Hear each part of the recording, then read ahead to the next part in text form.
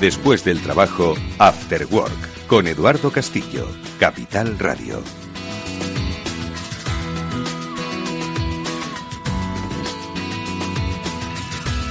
Hola, ¿qué tal amigos? Muy buenas tardes, bienvenidos un día más a este After Work que ya comienza en Capital Radio a las 19 horas, el Cyber After Work, que es el programa de ciberseguridad de Capital Radio, un programa que ya sabéis, realizamos con la siempre fascinante y llena de conocimiento ayuda de Pablo Sanemeterio y Mónica Valle, que hoy nos van a ayudar a transitar por el mundo de la seguridad en los entornos industriales con una empresa invitada muy especial, Secure and It, con la que hablaremos precisamente sobre cómo han cambiado los entornos de amenazas en los entornos industriales. Bueno, pues de ello hablaremos a lo largo de este programa, en el que por supuesto tocaremos otros temas en nuestra píldora SASI, en la que pues vamos a apuntar cuáles son las formas más seguras de trabajar en remoto ahora ya que estos periodos semi o pseudo vacacionales, estoy seguro de que a más de uno le van a poner en esa situación. Ojalá sea así, mirando al mar, como decíamos la semana pasada. Pero como digo, hoy el protagonista es el entorno industrial. Ya lo hemos tocado en alguna ocasión, pero yo creo que estuvimos hablando del tema de Colonial Pipeline, no hemos vuelto a tocar lo que son las infraestructuras críticas, sobre todo en los entornos industriales. Un tema interesantísimo. Pablo Sanemeterio, buenas tardes, ¿cómo estás? Buenas tardes, Eduardo. Pues muy bien, y como tú bien dices y nos comentas, un tema que hemos tocado alguna vez con Colonial Pipeline, pero que está muy de actualidad porque los sistemas industriales están en todas las cadenas de suministro y en todas las partes de los sectores económicos que te puedas imaginar, y el tema ciberseguridad es algo muy importante y que históricamente quizás en los entornos industriales no se había tenido tan en cuenta. No se había tenido tan en cuenta, pero si uno mira cómo era la seguridad física para entrar en un entorno industrial, pues que se haga una idea sobre cuál es la seguridad cibernética que debe haber para evitar esos accesos. ¿Verdad, Moni? ¿Qué tal? Muy buenas tardes. Pues muy buenas tardes. Debe ser enorme, equiparable, como decías, a esa seguridad física, en este caso pues la seguridad digital, al mismo nivel. Y estamos hablando de entornos que son muy complejos y que tienen muchos desafíos a muchos niveles también. Así que en ese sentido la ciberseguridad debe estar en la base de todo, debe estar ya, como en el resto de los sectores, presente en toda la estrategia para poder defendernos y también actuar si ocurre algo.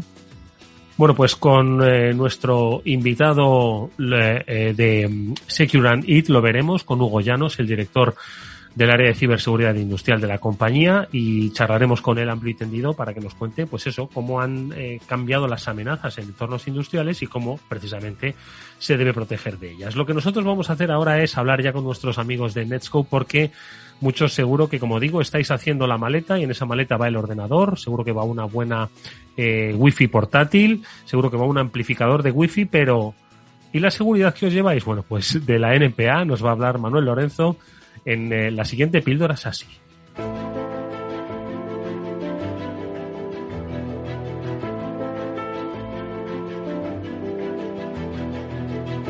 Bueno, Manuel es Regional Sales Manager de Netskope. Él nos va a ayudar hoy, a ver si me aclaro, a hacer la maleta tecnológica y de seguridad. Manuel, ¿qué tal? Muy buenas tardes, ¿cómo estás? Muy buenas tardes. Bueno, hoy como muchas cosas han cambiado desde la pandemia y una de ellas ha sido el teletrabajo, lo hemos comentado aquí en más de una ocasión. Esa flexibilidad nos permite trabajar y ser mucho más eficaces desde cualquier punto, no necesariamente tenemos que estar físicamente, ¿no?, en los entornos perimetrales de nuestra compañía, y eso hace pues eso, que nuestra maleta de viaje vaya cambiando. Metemos muchas cosas, pero ¿metemos la seguridad cuando nos vamos, Manuel? Hombre, cada vez más. Y nosotros desde aproximación de SASI, de la seguridad desde la cloud, una de las cosas que hacemos es proporcionar lo que ahora se denomina acceso seguro de confianza cero o Zero Trust Network Access a las aplicaciones de las compañías, porque cuando uno se lleva el portátil hay dos cosas que tenemos que hacer. La protección de su navegación y su acceso a las aplicaciones web, y esto lo estamos viendo en la píldora SASI semanalmente. Pero también hay una parte que tenemos que hacer, es seguir dándole acceso a estos usuarios a las aplicaciones que están dentro de la compañía y que no se mueven con él. Él se ha movido fuera y las aplicaciones siguen estando quizá en los data centers o quizá en los nuevos data centers en la nube. Entonces aprovechamos este concepto de SASI, este paraguas de proveedor de seguridad en la nube, para darle acceso también a estas aplicaciones de forma remota cuando se lleven su portátil de viaje. Pero Manuel, hay formas y formas de conectarse, ¿no? Porque, quiero decir, al final hemos securizado mucho esos entornos. En estas píldoras hemos aprendido que de una manera pues prácticamente imperceptible, cuando tú te vas a conectar a un sitio, pues antes pasa por esa fiel protección de Netscope y luego pues ya te dirige al sitio, ¿no? Con las diferentes funcionalidades. Sin embargo, vosotros desde NPA pues habéis desarrollado aspectos que yo creo que simplifican todavía mucho más este proceso de conexión y que hace que puedas trabajar exactamente igual sin que tú siquiera lo percibas, gracias precisamente a esa tecnología de Netscope que abrevia el camino, lo simplifica y lo securiza más todavía. Efectivamente, al final lo que damos es una conexión a través de nuestra nube a aplicaciones que estén solamente internamente, que no están publicadas, que por lo tanto no están expuestas a Internet y no están en el riesgo de ser atacadas desde fuera, ¿vale? De tal manera que puedan seguir trabajando en ellas desde fuera. Y además a través del concepto de Zero Trust. Zero Trust desde el dispositivo, Zero Trust de la persona, Zero Trust de toda su postura de seguridad. O sea, sin asumir conceptos que tradicionalmente se hacían a través de la VPN, pues digamos que este Zero Trust Network Access te da una VPN versión 2.0, versión mejorada, donde te permite tener una mejor seguridad y una más facilidad, una mejor facilidad de uso. Pablo, ¿qué te parece? Pues me parece súper interesante porque es una funcionalidad quizás que favorece mucho y ayuda mucho cuando estás en remoto el poder tener esas aplicaciones que muchas veces están en la intranet de las empresas, pero yo quería aprovechar y preguntarle a Manuel que creo que es que hay novedades incluso dentro de esta VPN 2.0. Yo creo que ellos han trabajado y desarrollado más funcionalidades. ¿Estamos ya en la 3 o en la 4? ¿Dónde estamos, Manuel? Bueno, nosotros, como ya sabes que siempre en Netscope seguimos evolucionando, seguimos desarrollando el producto. Hemos presentado una serie de mejoras que se engloban dentro que ZTNA 2.0 realmente, pero al final lo que ayudan es a las compañías a hacer esta transición al modelo Zero Trust. O sea, transicionar desde el punto de vista de ayudarte a descubrir estas aplicaciones que utilizan los usuarios desde fuera. No siempre todas las compañías saben todas las aplicaciones que los usuarios realmente están usando, porque al final con VPN has abierto un rango de direcciones IP, una zona de tu red, las has puesto a estos usuarios, pero no las conoces. De tal manera que vamos a ayudarte con Application Discovery para saber cuáles son las que realmente usas y que puedas crear políticas. Vamos a ayudarte a controlar los datos que se mueven hacia afuera, porque hay un riesgo de estas aplicaciones internas pueden llevar una fuga de datos a las personas que están en movilidad. De tal manera que vamos a ayudar también en esa visibilidad. Y al final vamos a seguir mejorando, lógicamente, lo que es la experiencia del usuario, teniendo siempre en cuenta la seguridad de la compañía. Bueno, pues yo creo que estas herramientas de muy fácil aplicación además, por cómo las puede uno aplicar, Manuel, pues eso, si estamos haciendo la maleta, es decir, nuestra empresa al final nos dota de una serie de, digamos, tecnología, ¿no? Incluso posiblemente nos dé esa wifi portátil a la que nos conectaríamos desde quizás nuestro teléfono, vamos a pensar, quizás amplificándolo, por supuesto. Entonces, ¿cómo las empresas pueden dotar a sus trabajadores que trabajan en remoto de estas herramientas? Porque, claro, se preguntarán, entonces, ¿qué tengo que hacer? ¿Dónde tengo que acceder? ¿Me la tengo que implementar? Entrarían un poco esas dudas, ¿no? No, lo bonito del concepto de SaaS y de Security Services, del SSE de Netscope, es que al final siempre estamos tratando con el mismo agente. O sea, el mismo agente que, como tú bien dices, cada vez la gente se conecta más a su 4G, a su 5G de su teléfono, le va a proteger en la navegación que haga y le va a conectar a estas aplicaciones privadas de forma transparente para el usuario. La empresa va a tener que aplicar una serie de políticas, para esto están los responsables de seguridad y comunicaciones trabajando con nosotros, pero para el usuario va a ser la experiencia de uso más sencilla posible. Va a estar trabajando en su oficina un día y al día siguiente, cuando vaya a su sitio de vacaciones, va a poder conectarse y para él va a ser transparente. Bueno, iba a decir a su sitio de vacaciones a teletrabajar, pero eso, seguro que es su sitio de vacaciones. Bueno, pues aquí tenemos la recomendación que nos han traído hoy nuestros amigos de Netscope. Ha sido, en este caso, Manuel Lorenzo, el Regional Sales Manager de la compañía, el que nos ha adelantado pues estas novedades que, como habéis visto, nos ha explicado, simplifican muchísimo esas pautas de trabajo que debemos tener para mantener los entornos perimetrales de nuestra compañía, que están en la nube, obviamente, mucho más seguros. Manuel, gracias por haber estado con nosotros en esta píldora. Así, te vemos en una próxima. Hasta muy pronto. Seguro, muchas gracias. Un saludo fuerte.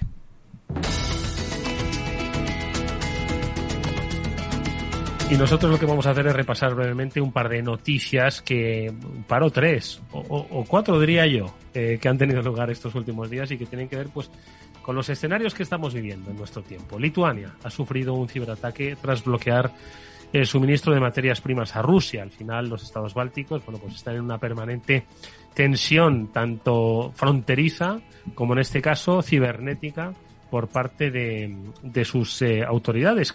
¿Qué grado de profundidad ha tenido este ciberataque, Pablo? Bueno, pues es un ataque que comentó el jefe de la defensa del país, en este caso junto a una declaración del ministro de Defensa, Arvidas Anušauskas, que declaró que existe ciberguerra desde hace bastantes años, pero que, claro, con este evento, con este bloqueo que han llevado a cabo con las materias primas, pues que se han elevado bastante la intensidad de los ataques, sobre todo ataques de denegación de servicio, que son esos ataques que dejan fuera de línea las páginas web. Hablaba bastante también del grupo Killnet, ¿vale? Un grupo relacionado con la órbita rusa, y que están lanzando este tipo de ataques a distintas páginas y organismos oficiales del gobierno. Están trabajando, dicen que de momento la defensa está siendo exitosa, pero que bueno, que en esta escalada nunca se sabe cuándo va la cosa a complicarse de más. Mónica, ¿qué te parece? Sí, efectivamente. Bueno, de hecho, Killnet, este grupo cibercriminal, pues supuestamente ha reclamado estar detrás de estos ataques y es conocido por lanzar este tipo de ataques de denegación de servicio, especialmente a instituciones gubernamentales. Uno de los últimos, de hecho, fue este 2022 y fue a Italia, ¿no? Una de sus últimas víctimas.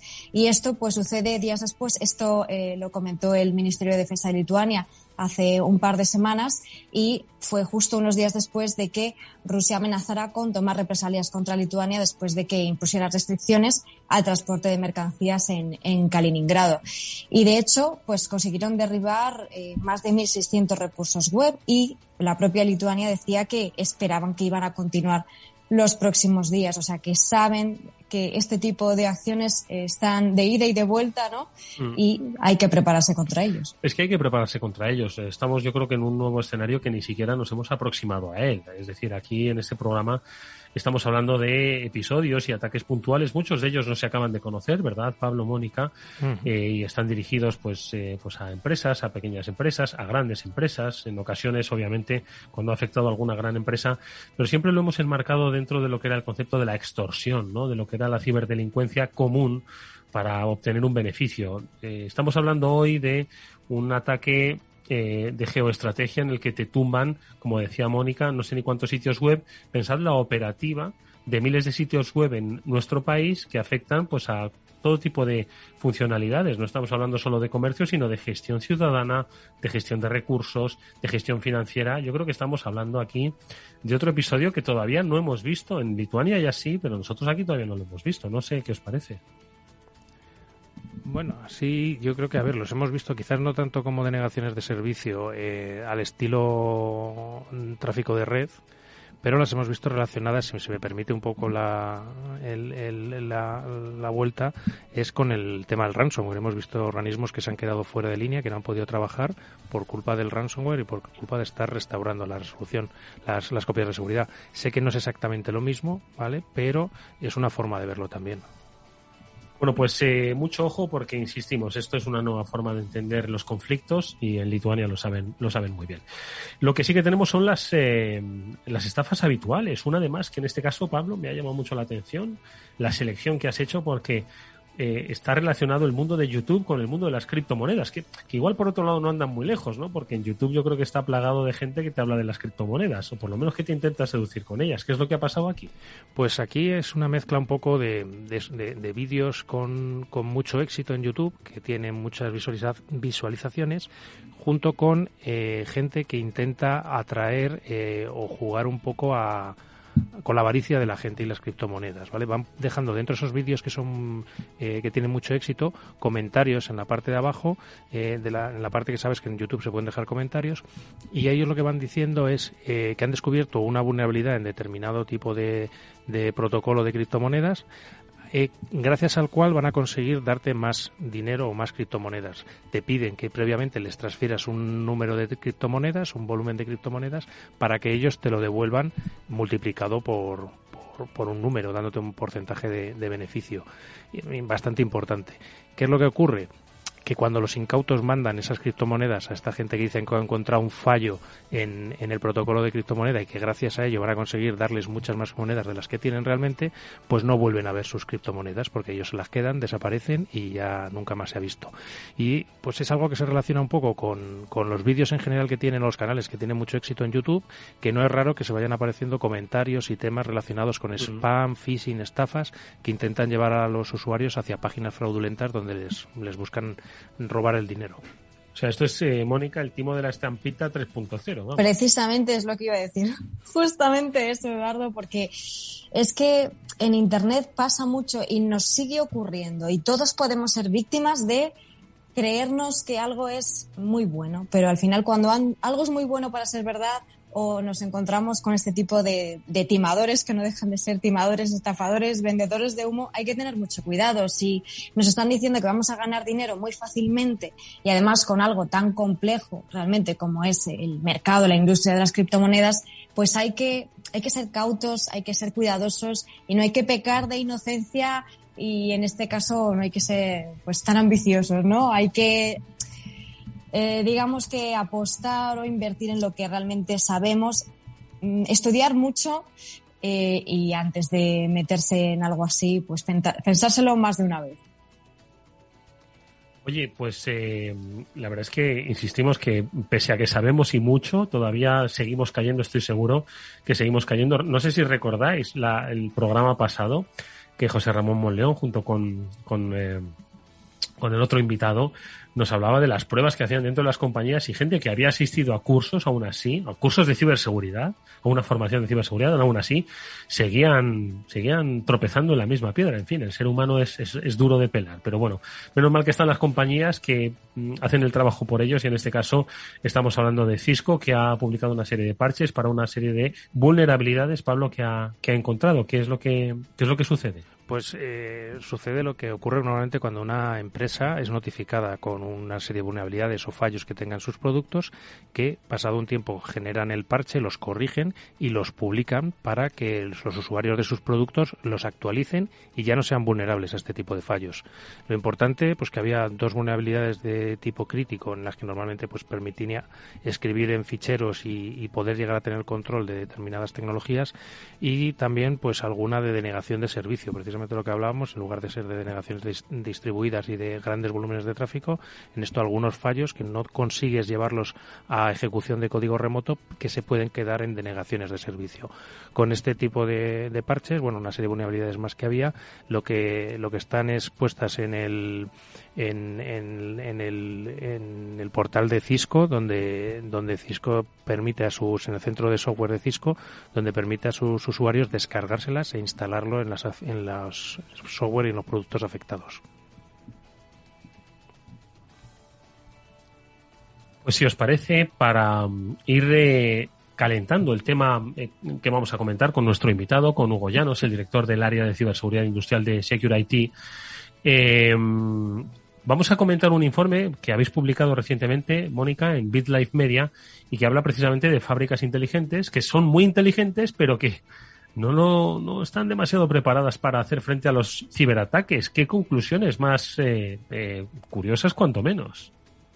Sí, en este caso, bueno, distintos informes. La verdad es que a lo largo del año ya sabéis que hay muchísimos estudios e informes, análisis que se van publicando y en este caso, pues uno de ellos analizaba precisamente el entorno industrial y el 61% de las fábricas, ¿no? Fábricas inteligentes que se llaman ahora, que comentaremos qué es esto de una fábrica inteligente, habían sufrido ciberataques. Entonces, esto es algo pues bastante reseñable. Además, ya sabemos que una cosa es lo que digan los estudios, que pueden acertar más o menos, y otra cosa es la realidad. Probablemente la realidad supere, ¿no?, lo que se diga aquí. Entonces, es muy importante tener en cuenta que todo este tipo de incidentes de seguridad afectan no solamente a la seguridad digital, también a la seguridad física cuando estamos hablando de este tipo de entornos y afectan a todo el resto de la cadena, ¿no? Se paraliza la producción, se interrumpen los sistemas y, bueno, pues puede provocar daños, por supuesto, económicos, reputacionales, legales, como ya sabemos, y también esos físicos, así que hay que tenerlo muy en cuenta. Pablo, un pequeño avance, claro, es lo que vamos a charlar ahora con nuestro invitado. Pues nada, poco más que añadir al gran trabajo de BitLife Media y de Mónica y de su equipo y simplemente pues eso, los informes que nos van alertando de que muchas veces pues esas fábricas inteligentes y esos entornos industriales que tradicionalmente, como bien decías, han estado aislados y tenían esa seguridad física que te impedía llegar físicamente a tocar las máquinas o que no podías llegar a penetrar, pues últimamente con la adopción masiva de la tecnología, de las tecnologías de comunicaciones tipo TCP/IP, pues ha permitido que estén conectadas y visibles y pues hay que ir poniendo poco a poco capas de seguridad para que estén mejor protegidas y básicamente pues oye, que toda la gente o todas las personas que estén involucradas en estas cadenas de suministro, en estos procesos industriales, que tengan en cuenta que también tienen que tener ciberseguridad, porque si no, igual un día tienen una parada en el proceso industrial y es el momento de empezar a plantear, y no es el momento, o sea, hay que hacerlo antes para plantearse la ciberseguridad de estos sistemas tan complejos. Bueno, pues ahora lo vamos a comentar en profundidad con nuestro invitado, con Hugo Llanos, el director del área de ciberseguridad industrial de Secure IT. Enseguida le vamos a saludar, pero antes vamos a hacer una brevísima pausa y escuchar un consejo. Si inviertes en bolsa, esto te va a interesar. XTB tiene la mejor tarifa para comprar y vender acciones y ETF, cero comisiones hasta 100.000 euros de nominal. Si inviertes en bolsa o quieres empezar, más sencillo e imposible. Entras en xtb.es, abres una cuenta online y en menos de 15 minutos compras y vendes acciones con cero comisiones, con atención al cliente en castellano y disponible las 24 horas al día. ¿A qué estás esperando? Ya son más de 450.000 clientes los que confían en xtb.es. Riesgo 6 de 6. Este número es indicativo del riesgo del producto, siendo 1 indicativo del menor riesgo y 6 del mayor riesgo. Eduardo Castillo en Capital Radio. After Work. ¿Qué es ir más allá? Con Arval podrás llegar donde te propongas de la forma más sostenible y desplazarte como y cuando necesites con una oferta de renting sostenible, segura y conectada. Y preocuparte solo de conducir porque nosotros nos ocupamos del resto. Arval, la transición energética arranca aquí. Más información en arval.es. After Work con Eduardo Castillo.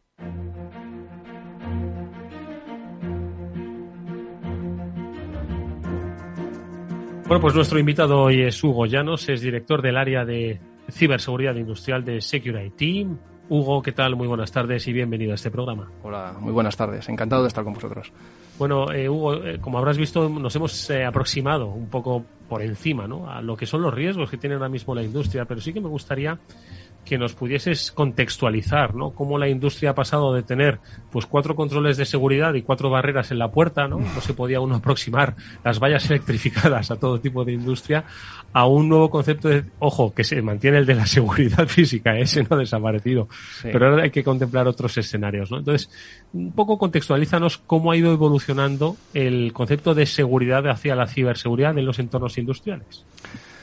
Bueno, pues por desgracia, si lo tuviera que resumir en una frase, diría que tampoco es que haya evolucionado en exceso, porque hay muchas cosas por hacer, ¿no?, en estos entornos. Es cierto que, como ya habéis comentado, son infraestructuras, sistemas que inicialmente estaban diseñados para estar aislados. No tenían comunicaciones con otras máquinas, ni desde luego con otros programas o con sistemas de gestión de la producción. Simplemente hacían algo, lo hacían perfectísimo, por supuesto, y poco más, ¿no? Lo que pasa es que la adopción sobre todo de Ethernet como bus de campo, bueno, pues ha supuesto un cambio importante, ¿no?, en la tecnología de conectividad de estas máquinas, y lo que antes no se conectaba, pues ahora sí.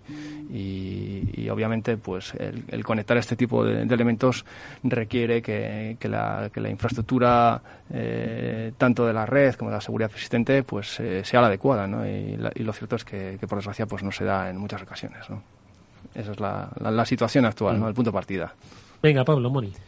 Pues nada, yo darle las gracias a Hugo por compartir este momento con nosotros aquí y por traernos acercarnos la seguridad industrial a nosotros y a los oyentes.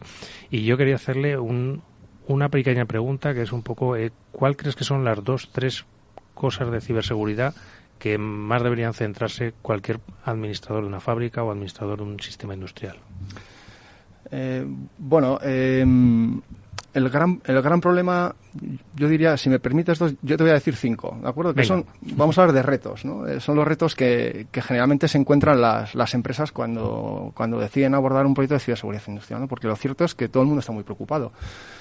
Pero lo cierto también es que no se ha hecho prácticamente nada o que se está empezando a hacer, ¿no? Entonces, el gran problema que nos solemos encontrar, y el principal, es que no está muy claro qué es lo que hay, ni tan siquiera lo que está conectado, ¿no? Si hablas con el responsable de mantenimiento, porque claro, son proyectos que requieren la participación de la gente de producción, la gente de mantenimiento, es decir, la gente ligada al entorno puramente.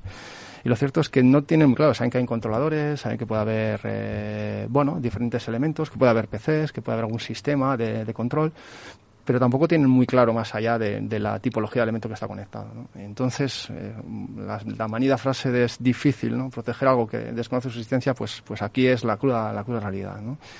Luego, por otro lado, es lo que hemos dicho ahí. Claro, sistemas modernos, podemos encontrarnos que han tenido ciberseguridad por diseño. Pero claro, las instalaciones industriales no están pensadas generalmente para que haya un reciclaje de las mismas en un periodo de tiempo de 3 a 5 años, como podemos encontrarnos con equipamiento más IT, ¿no? Son instalaciones que pueden llevar perfectamente en funcionamiento 20, 25 años y que no se van a cambiar en los 20 siguientes. ¿Por qué? Pues porque los periodos de amortización son muy largos y porque la máquina hace lo que tiene que hacer. El tema de la industria 4.0 está bien, pero todavía estamos en la industria secas, ¿no?, en muchísimas empresas, con lo cual, pues es complicado, ¿no? Y en algunos casos sí que se conectan esas máquinas que ni tan siquiera quizás tengan Ethernet como buses de campo internos para el intercambio de información desde una controladora, que al final es, digamos, el dispositivo, ¿no?, que dice a la máquina lo que tiene que hacer físicamente, pero se instalan pasarelas de las cuales se puede extraer determinada información de esos controladores, ¿no? Ahí ya empezamos con los problemas, porque esas pasarelas, esos conversores de medios son los empleados, ¿no?, para pasar por ejemplo, de un bus de campo Profibus a un bus de campo Profinet, o Modbus a Modbus IP, ¿no? Entonces, de alguna forma se han añadido elementos adicionales que lo que han hecho ha sido conectar máquinas que potencialmente no eran seguras desde el diseño a una infraestructura de red, pues que es un peligro en potencia, ¿no? Claro, luego dices, vale, hemos detectado, efectivamente hay que hacer cosas, ¿no? Pero ¿y cuándo paro? En una fabricación a 3 turnos, cuando la fábrica solo se para, determinada máquina solo se para hacer un mantenimiento anual, pues es complicado poner en marcha determinadas acciones correctivas o de mejora. Con lo cual ya tenemos ese hándicap adicional del tiempo y de no perjudicar o no parar la producción, porque lógicamente tiene un impacto económico sobre la organización, ¿no? Otro aspecto muy importante que es un quebradero de cabeza actual es el tema de accesos de terceros, ¿no? En entorno industrial, los accesos de los fabricantes, de las ingenierías que ponen en marcha las máquinas son muy habituales y generalmente están un poquito fuera de la ley y del orden, ¿no?, de lo que puede ser accesos en remotos corporativos. Es muy frecuente abrir armarios de automatización y encontrarse con dispositivos de acceso remotos que ni tan siquiera están inventariados por la organización y están puestos por una empresa, por un tercero, con una tarjeta SIM, se conecta desde fuera, es decir, un poquito un acceso indiscriminado, ¿no?, que no responde al quién, cuándo, cómo y para qué, ¿no?, de que debería de ser la Biblia, ¿no?, para cualquier organización de quién se conecta a las redes desde fuera, ¿no? Y luego para nosotros un aspecto fundamental, ¿no?, pues de quién es la responsabilidad de la ciberseguridad en el entorno de planta. Probablemente el de mantenimiento o el de producción diga que si hay cable y hay switches es de informática, ¿no?, del CIO, y el del CIO dice que cuando hay cosas que se mueven es el de producción, ¿no? Y al final, pues por uno por otro la casa se queda sin barrer. Y esos son no 1 ni 2, sino 5 grandes retos, y esto es el día a día. Y este es el día a día que nos encontramos. Madre mía, o sea, vaya radiografía, no sé qué pensáis, Mónica, Desde de la luego. que nos ha hecho Hugo, pero vamos, Desde luego. Lo de abrir el armario y encontrarse dispositivos con tarjetas SIM que te conectan con el exterior y que no sabían que estaban ahí, ya eso me ha dejado, y bueno, ya lo del recurso humano de esto es tuyo, no es mío, esta es mi competencia. ¿Qué te parece, Mónica? Sí, muy interesantes estos desafíos que nos comentabas, Hugo. Ese desconocimiento, ¿no? Sistemas antiguos que se van conectando y mezclando con los nuevos, que por supuesto no se puede parar nunca. Y esos accesos de tercero, la cadena de suministro que tantas veces hemos hablado también, ¿verdad? Y esa responsabilidad compartida o que no se quiere o no compartida, efectivamente, en ningún caso asumir. Y de hecho, estaba revisando antes informes, antes hemos comentado uno y había otro informe de IBM que decía que en 2021 el sector industrial fue el que registró el mayor número de ciberataques, de hecho, a nivel global, pues desbancando a otros pues que normalmente, históricamente habían sido más atacados, como por ejemplo el de servicios financieros, por ejemplo, ¿no? Y el caso del ransomware ha sido la vía de entrada principal o el ciberataque principal con la vía de entrada del phishing, ¿no? En el caso de otros incidentes, pues en su mayoría por vulnerabilidades sin parchear, como también estábamos comentando antes en las noticias. ¿Estáis observando vosotros, Hugo, estas tendencias? ¿Cuáles dirías que son en la actualidad esos principales ataques contra los entornos industriales? Sí, es así. El gran problema es que generalmente los ataques que afectan a la infraestructura de planta provienen siempre de ataques que tienen su origen en la red IT, ¿no? En la red de gestión. Con temas de phishing, efectivamente, al final lo que se trata es de comprometer un equipo, y dado que generalmente la segmentación de las redes internas de las empresas no suele ser excesivamente, vamos a decir, bien aplicada o poco rigurosa en muchos casos, no se aplican los principios de mínimo privilegio, son reglas demasiado permitidas. Eso sí existe, porque lo cierto es que en muchas de las visitas que hacemos a diferentes empresas de ámbito industrial vemos que el PC de la secretaria tiene visibilidad directa de un PLC que nos podemos encontrar en una línea de producción. No ha habido una separación de entornos IT-OT, y además tampoco se ha trabajado una segmentación, con lo cual desde el momento que alguien hace clic en un enlace indebido en el entorno IT y lo que se ejecuta tiene cierta capacidad, ¿no? de intentar encontrar elementos de ámbito industrial, pues es muy probable que encuentre alguno y trate de explotarlos, ¿no? Entonces, efectivamente. Y luego, el tema de las vulnerabilidades, yo creo que eso va a ser un problema que va a seguir existiendo, aunque seamos conscientes que hay que parchear, en muchas ocasiones no es posible o es muy difícil, porque digamos que un sistema automatizado tiene muchas dependencias del firmware que se ejecutan en determinados elementos, y aumentar la versión de firmware de uno de ellos puede suponer incluso una reingeniería de todo el proceso a nivel de programación. Y estamos hablando de, como ya hemos comentado, pues máquinas que pueden ser muy críticas o máquinas de las que puede depender incluso la supervivencia económica de una empresa, con lo cual nadie se plantea, ¿no? Entonces, hay otro tipo de medidas que hay que implementar en esas situaciones, ¿no? Hugo, has mencionado una palabra que quizás yo creo para nuestros oyentes o el que esté un poco alejado del mundo industrial no conoce. ¿Qué es un PLC? Un PLC, al final se suele llamar también un autómata programable, pero básicamente vamos a pensar en una caja que tiene entradas físicas, digitales o analógicas, tiene salidas y luego tiene, digamos, una capacidad de proceso donde se le carga un programa. Entonces, ese programa se ejecuta cíclicamente con unos ciclos muy rápidos de milisegundos, que en función del estado de las entradas lo que hace es poner las salidas en el estado acorde. Eso es un PLC. Esos PLCs se programan, tienen sus propios lenguajes de programación, y son generalmente los departamentos de ingeniería o los fabricantes o las ingenierías externas las que realizan esa tarea de definir exactamente qué es lo que tiene que hacer ese dispositivo, que al final es el que pues controla lo que hace la máquina en sí.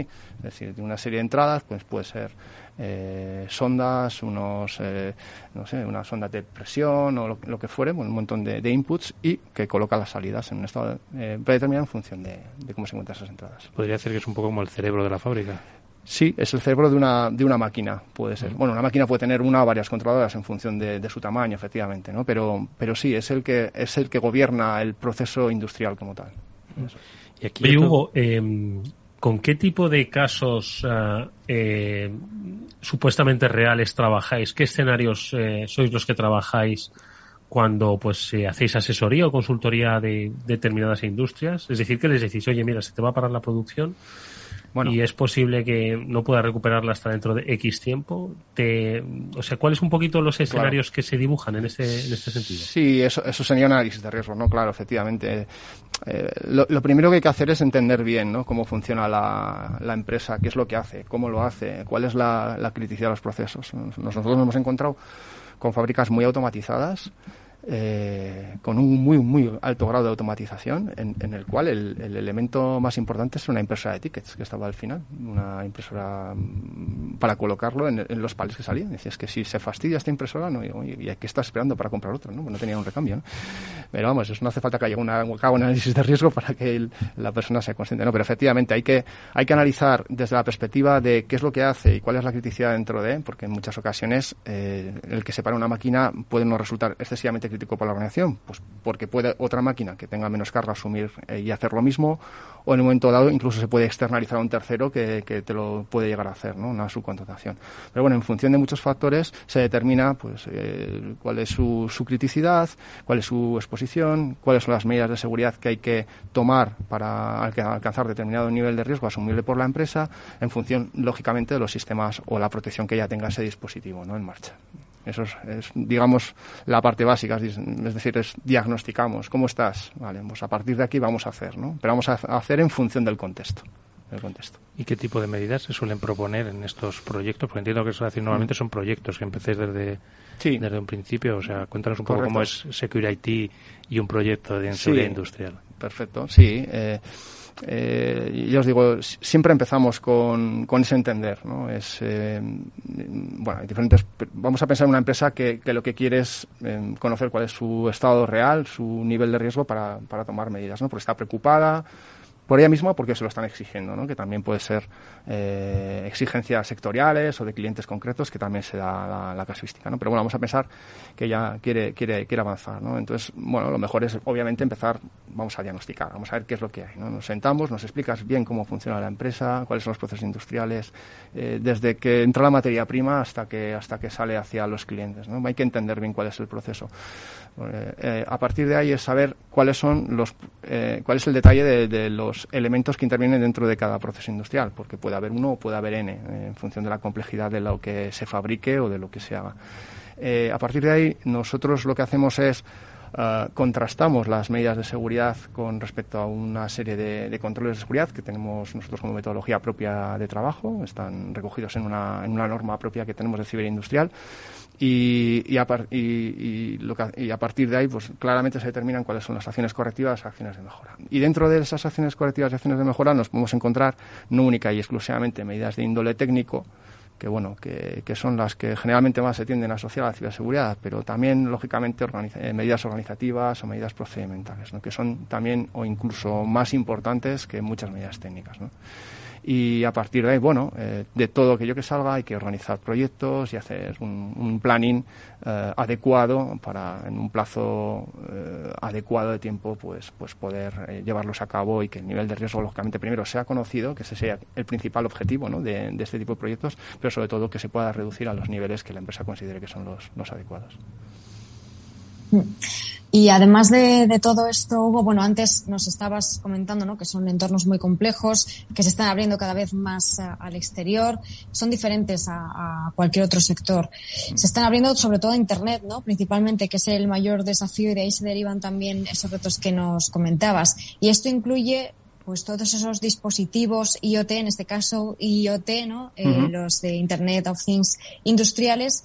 ¿Cómo se aborda todo esto, ¿no?, que imagino que está introduciendo pues muchos más retos y problemas, estos dispositivos conectados que ya por sí mismos algunos son un reto también de por sí, ¿no?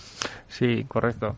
Efectivamente, hay muchas empresas ahora mismo que están abordando proyectos de digitalización de determinadas máquinas, de las que, por su antigüedad o por lo que fuere, pues no son capaces de extraer información, es sobre todo para la optimización de procesos y consolidación de información en grandes entornos de datos en la nube, para luego, pues básicamente es eso, optimización de los procesos industriales y mejora de la productividad, ¿no? Eso nos lo encontramos en el día a día y la gran pregunta de de nuestros clientes es, oye, ¿y esto cómo lo pongo en marcha de forma que sea segura? Porque, como ya hemos comentado, bueno, puede que te encuentres con una infraestructura relativamente moderna de la que sea relativamente fácil nuevamente, ¿no?, obtener información y consolidarla de una forma bien organizada, pero claro, cuando nos encontramos con maquinaria con cierta antigüedad, bueno, pues ya la cosa se complica un poquito, ¿no? Y cómo te puedes conectar a la misma para hacer esa extracción de información puede suponer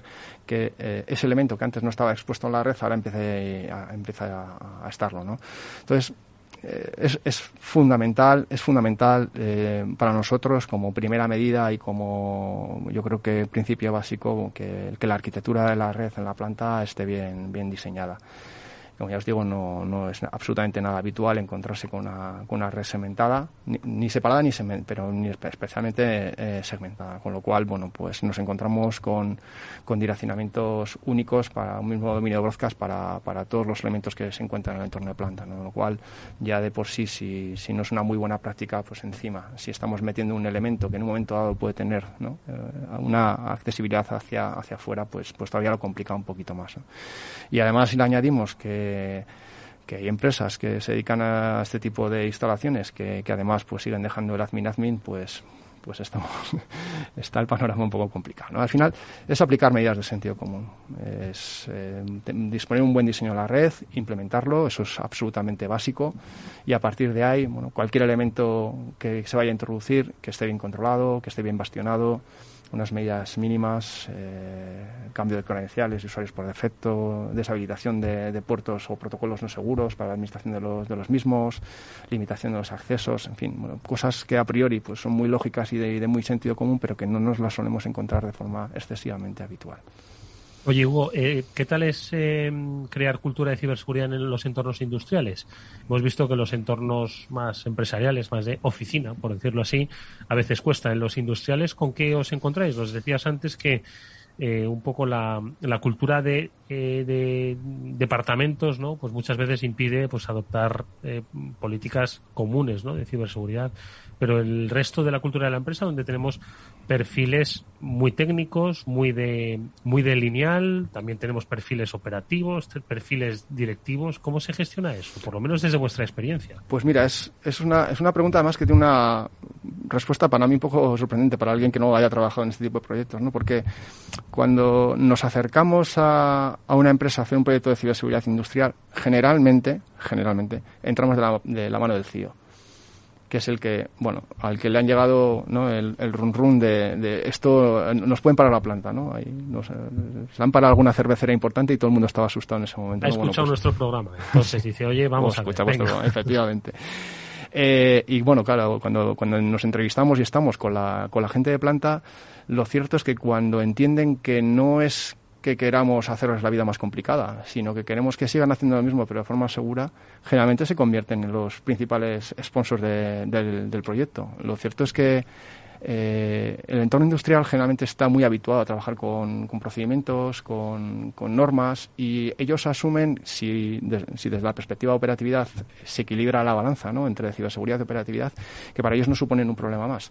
Y de hecho, si les haces ver con hechos tangibles que alguien con mala leche, ¿no?, pueda en un momento dado hacer algún tipo de parada provocada o de fallo en un elemento concreto, bueno, pues lo van a asumir con mucha naturalidad.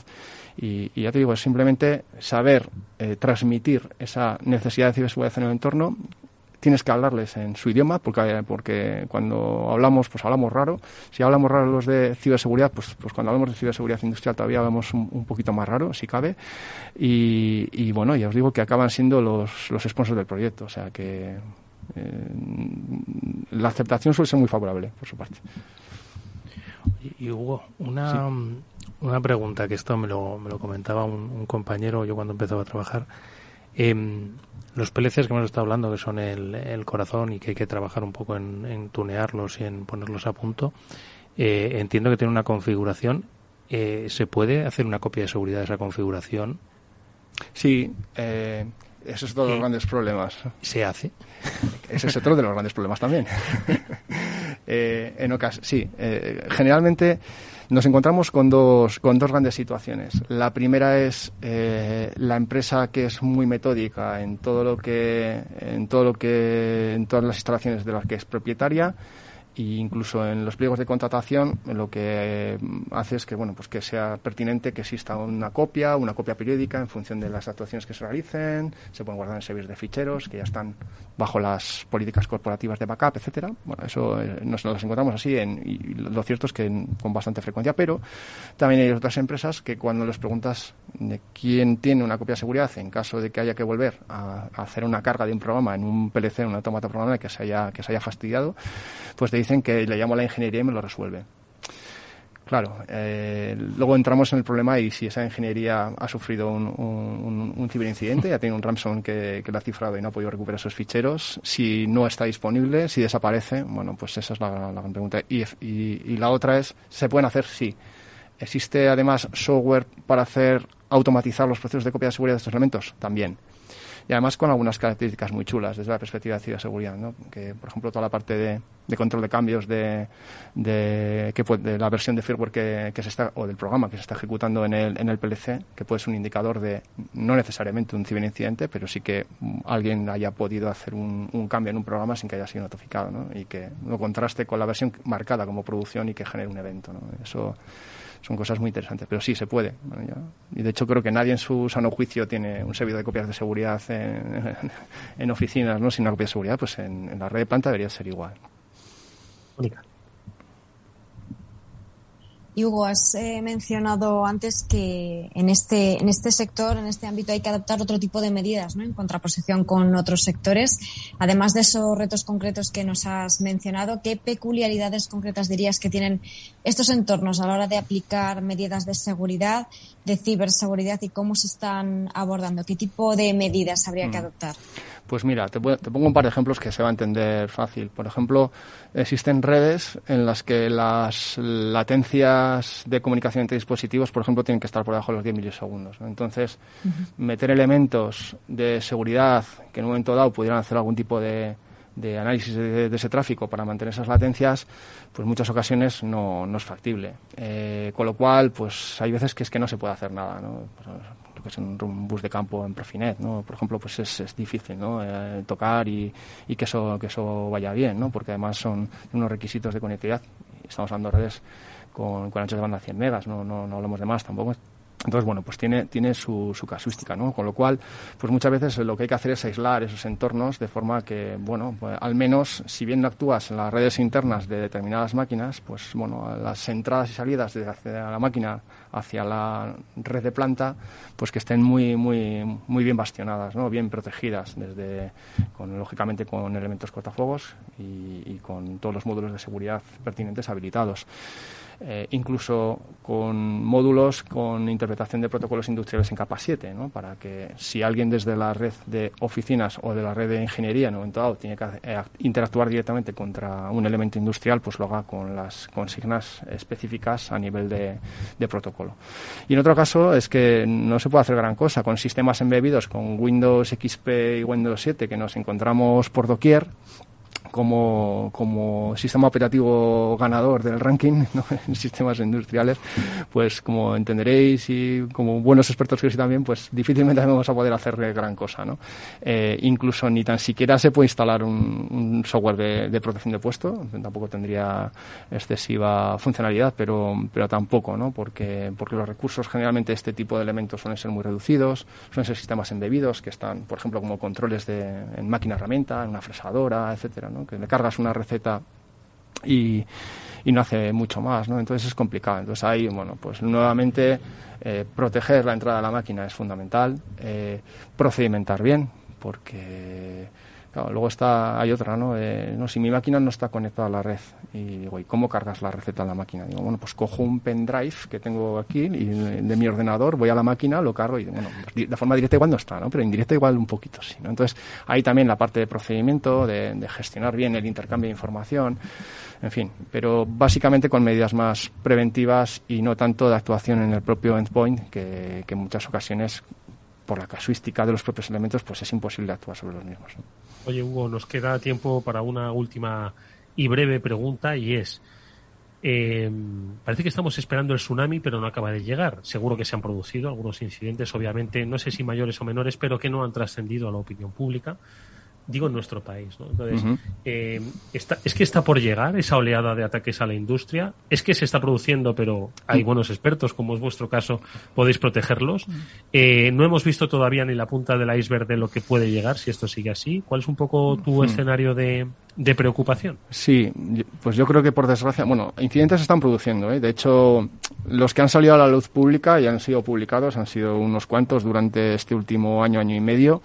Y bueno, en algún caso pues ha acabado con ERTEs y ha acabado con unos impactos económicos brutales, ¿no? en las empresas, pues porque bien no han podido recuperar los datos, bien porque no han podido recuperar la actividad en un periodo de tiempo que la empresa lo considera razonable, y en fin, bueno, y yo creo que está todo por llegar, ¿no? Por fortuna, y de momento lo que sufrimos son ataques indiscriminados que acaban teniendo, quizás como acaban impactando en equipos más de propósito general en redes industriales, pero también se dan los casos de ataques dirigidos. Lógicamente eso ya es más complicado de parar, ¿no? Pero yo creo que llegará, y cuando los malos se den cuenta que parar una máquina o que no produzca bien es un filón, pues por desgracia se lo estamos poniendo un poquito fácil, ¿no? Y lo que hay que empezar a hacer es diagnostica, piensa cómo estás, y a partir de ahí, bueno, actúa, y porque curar es muchísimo más caro que prevenir, ¿no? Efectivamente. Mirad lo que ha dicho nuestro invitado Hugo Llanos, director del área de ciberseguridad industrial de Security. ERTEs que se han producido como consecuencia de ataques que no han podido recuperar la actividad, los datos, y han tenido que prescindir de personas. Al final acaba ahí afectando. Pablo, reflexión final, 30 segundos. Pues un mundo apasionante, el tema de la seguridad industrial, que tiene mucho por hacer, y además muy importante para cualquier economía, y que dependemos todos de que estén bien protegidos los sistemas industriales. Moni, ¿la tuya? Pues yo creo que, como bien nos decía Hugo, es muy importante la visibilidad, y yo creo que eso es lo que se ha hecho hoy, lo que ha hecho hoy en este rato, contarnos esos retos, esas problemáticas para poder actuar sobre ellos. Hugo Llanos, te agradecemos mucho que hayas estado en este Cyber After Work. Esperamos verte pronto por él de nuevo. Muchas gracias a vosotros. Y Pablo, Mónica, gracias como siempre, amigos, por vuestra interesantísima, como siempre, simpatía a la hora de compartir el conocimiento de ciberseguridad. Gracias, amigos. Nos vemos la próxima semana. A ti semana. siempre. A ti, Edu. Hasta el próximo lunes. Saludos de Néstor Betancor, que gestionó técnicamente el programa. Os saludo, Eduardo Castillo. Hasta mañana.